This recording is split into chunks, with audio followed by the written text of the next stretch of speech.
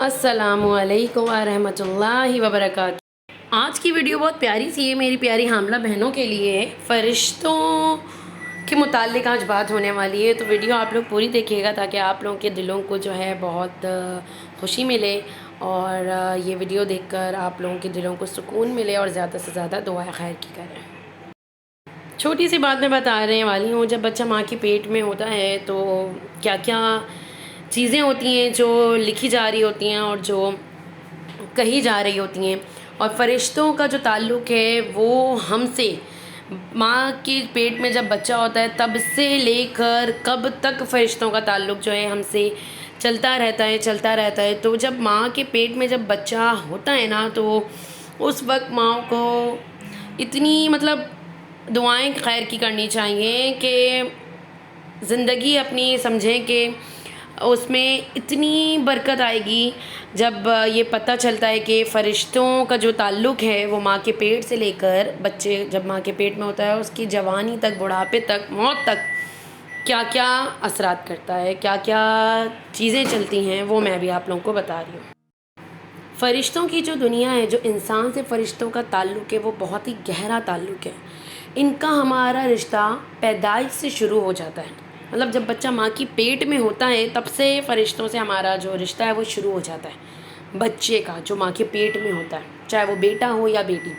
اللہ کے رسول صلی اللہ علیہ وآلہ وسلم فرماتے ہیں،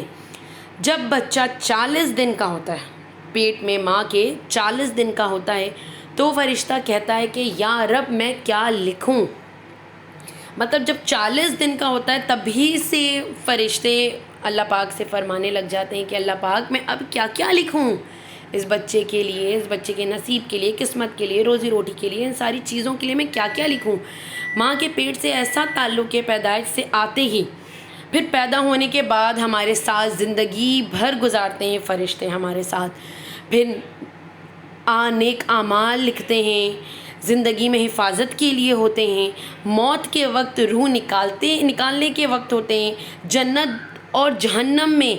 دھکیلنے کے وقت ہوتے ہیں کہ کس کو جنت میں ڈالنا ہے، کس کو جہنم میں ڈالنا ہے۔ تو ان سارے مقصد